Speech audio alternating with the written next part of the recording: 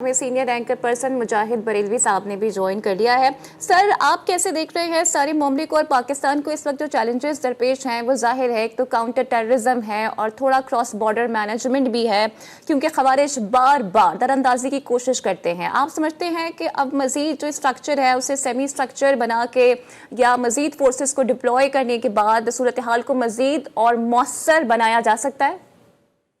देखिए, एक तो ये है कि पाकिस्तान में जो आर्मी का किरदार है वो हमेशा से बड़ा अहम रहा है। और उसका सबब ये है कि अगर मैं बहुत पीछे तारीख में नहीं जाऊंगा तो 48 के बाद, जब लियाकत अली खां के मर्डर के बाद हमारे यहाँ जो है 7 वज़राए आज़म तब्दील हुए और जवाहरलाल नेहरू को ये कहने की हफ्ती दी कि मैं जितनी शेरवानी नहीं बदलता उधर वज़ीर आज़म बदल जाते हैं। तो उस वक्त जब आया था जनरल अयूब खान का मार्शल लॉ, तो उसे वेलकम किया गया था और ये सियासतदानों के सबब हुआ था। और हत्ता के कायद-ए-आज़म की बहन मादर मिल्लत मोहतरमा जिन्ना ने भी अयूब खान को हेल किया था। वो एक अलग तारीख है कि फिर सुकूत ढाका हुआ, याहिया खान की जो हरकतें, भुट्टो साहब को मौका मिला था वो सब कुछ नहीं कर सके। तो पाकिस्तान ने अब इस वक्त देखें, ये जो मैं डिस्पाइट ऑल पॉलिटिकल कन्फ्रंटेशन, जब ये अगस्त में हिंदुस्तान से जंग हुई और जिसमें हमने बहरहाल कामयाबी हासिल की, कौम उसके पीछे थी। और एक बात याद रखिएगा, फौज उस वक्त तक कोई जंग जीत नहीं सकती, कामयाब नहीं हो सकती जब तक कि उसके पीछे अवाम ना हो। और हमारे जो पॉलिटिशियंस हैं जो इस वक्त इक़्तिदार में बैठे हैं, अपने मफादात की खातिर तकसीम कर रहे हैं। मतलब वो अभी कह रहे थे मिर्गी साहब, बिल्कुल मिनिस्टर ऑफ डिफेंस कह रहे हैं हम अफगानिस्तान को तोड़ा बोरा बना देंगे, हम उनको ये नबूद कर देंगे। तो पाकिस्तान और अफगानिस्तान के बड़े हसास ताल्लुकात हैं।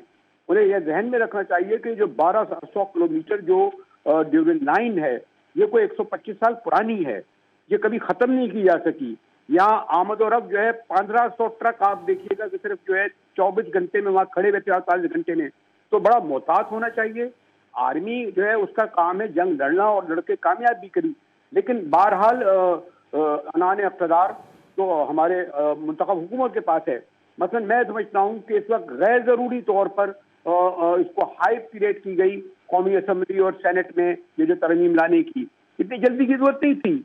आपको इल्म है कि 18वीं तरमीम जो है वो 9 माह में पास हुई थी। 9 माह में, अगर 1 माह में 2 माह में पास कर देते तो इतना नहीं होता कि जो, जैसे मैं उस तरफ नहीं जाना चाहता कि जिस तरह 2 जजों ने जो मुस्ताफी हुए हैं कैसे वक्त में, जबकि चीफ जस्टिस सुप्रीम कोर्ट के आने वाले आईनी अदालत के जज को जो है वो इशाइया देने वाले थे। अब इसे क्राइसिस पैदा हुआ। आपने खुद देखा कि तमाम स्क्रीनों पर जो पार्लियामेंट में बहस हो रही थी वो लिपट कर जो है 20-25 मिनट तक जो है सिर्फ जस्टिस मंसूर अली शाह और जस्टिस अतुल्लाह के म्यान पर आ गई और उसे लगा कि जुडिशरी तकसीम हो गई है। रियासत के देखिए कि 3 सुतून होते हैं, एक अदलिया, एक एग्जीक्यूटिव और एक फौज। अगर अदलिया और तीसरा उसका चश्मा बहरहाल अवाम होते हैं। तो ये जो इस वक्त अगर इसमें बैलेंस नहीं होगा इन 3 रियासती सुतूनों में तो उससे बड़ा नुकसान पहुंचेगा। और मुझे नहीं इल्म के ये बैठकर, सॉरी टू से, ऐवान सदर में बड़े जहांदीदा सदर बैठे हैं और ये भी गालिबन दुनिया की तारीख में पहली बार हुआ है कि कोई सदर कह दे कि मैं हर किस्म के जो है एहतसाब से मुस्तस्नी हूँ, ताहयात मुस्तस्नी हूँ, मुझे कुछ नहीं कहा जा सकता। तो ये इस तरह का उन्होंने कदम कर लिया। अभी तो चाहिए सदर साहब को कि ये जो 2 जजों ने इस्तीफे भेजे हैं उन्हें मंजूर न करें, चीफ जस्टिस साहब इसमें अमलन हिस्सा लें। तो इस वक्त मैंने कहा ना कि इस वक्त हम हालत जंग में हैं, हिंदुस्तान के साथ भी, अफगानिस्तान पर भी। लेकिन तकसीम शुदा कौम अगर और सियासी बुनियादों पर हो तो फिर जंग लड़ना इतना आसान नहीं होता। और खासतौर पर केपी में देखें, आज खैबर पख्तूनख्वा में जो जिरगा बैठा है जिसमें पीपल्स पार्टी के गवर्नर भी बैठे थे, जिन्हें तहरीक इंसाफ का तो बयानिया था, इन सब ने कहा कि जी हम तिजारत बंद नहीं करेंगे, हम सरहदी रास्ते बंद नहीं करेंगे। उधर काबुल का रवैया देखें, उन्होंने कहा जी हम तमाम तिजारती रास्ते बंद कर देंगे।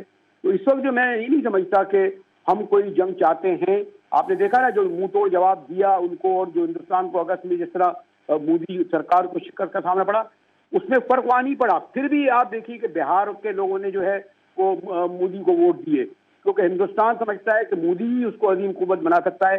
एक ऐसा शख्स जो गुजरात का कातिल हो, एक ऐसा शख्स जो आप देखें उसकी जो पॉलिटिकल किरदार देखें, लेकिन वहां हिंदुस्तान में देखें कि वो मोदी तक के साथ इकट्ठे हो जाते हैं। हमें भी इस वक्त तकसीम से ज्यादा मुत्तहद और इत्तेहाद होने की जरूरत है और उसके लिए रियासत के एक सुतून नहीं, तीनों सुतूनों को बैलेंस करना पड़ेगा। और मुझे ये लगता है कि 26वीं तरमीम के बाद 27वीं तरमीम आई है, उसने डिवाइड यानी तकसीम किया है। अगर 1-2 शिकें वापस ले ली जाती और एक हफ्ते बहस हो जाती तो कोई फर्क नहीं पड़ता। कोई भी नहीं चाहता था कि जो हमारे जनरल आसिम मुनीर को उनका हुद्दे से हटाया जाए। वो अपनी मुद्दत पूरी करते। उनकी फील्ड मार्शल पर भी कोई रद्द अमल नहीं हुआ था, उनको मजीद 5 साल रहना था। लेकिन उनको भी हमारे इन पॉलिटिकल पार्टीज ने एक मुतनाज़ा बनाने की कोशिश की जा रही है, जो बेखाने कामयाब नहीं होगी। तो ये तमाम बातें पेश रखनी चाहिए।